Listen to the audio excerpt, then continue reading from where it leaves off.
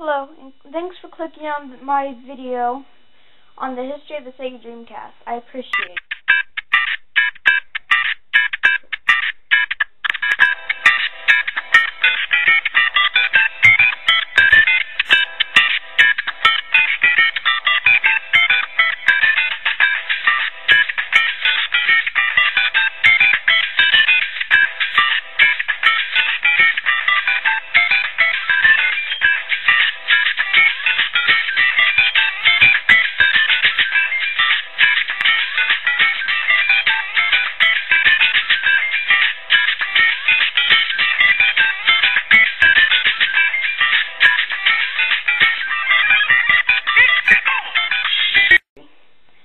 Usually a failed system fails for a good reason.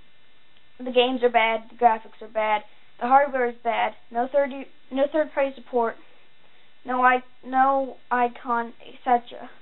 But the Dreamcast had good graphics, good hardware, good software.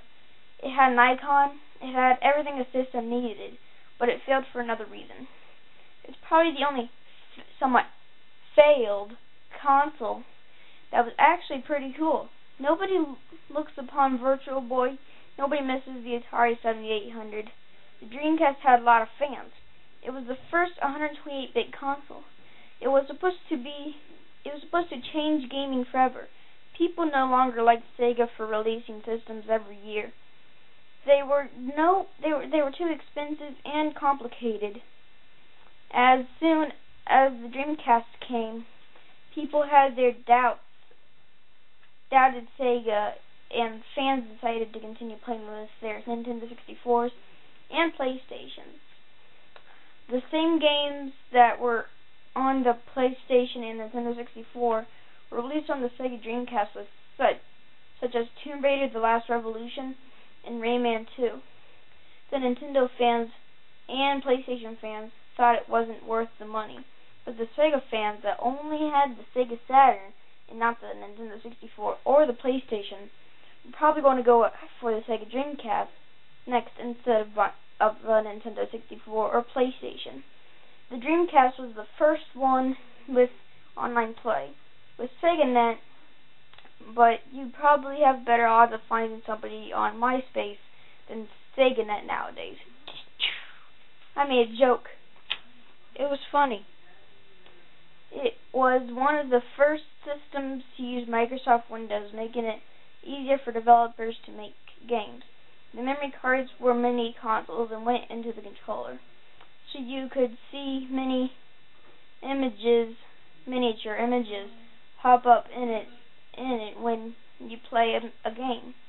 You could even take it and play out of the controller and play mini games on it, but it wasn't as good as the Sega Game Gear, so we stayed with that. Its best games were Soul Calibur, Sonic Adventure, and Shenmue. Sega also had a small series of their own sports games, but later only EA had the license to make sports games that had actual teams.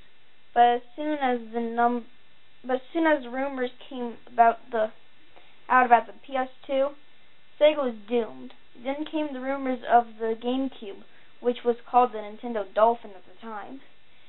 The Xbox was with Halo, and the Dreamcast slowly died. You couldn't give away a Dreamcast. You couldn't sell it at half the price of a PS2. People would have had nothing for Christmas than a Dreamcast. No one would even go near the Dreamcast. Up today, 10.6 million Dreamcasts have sold in the U.S.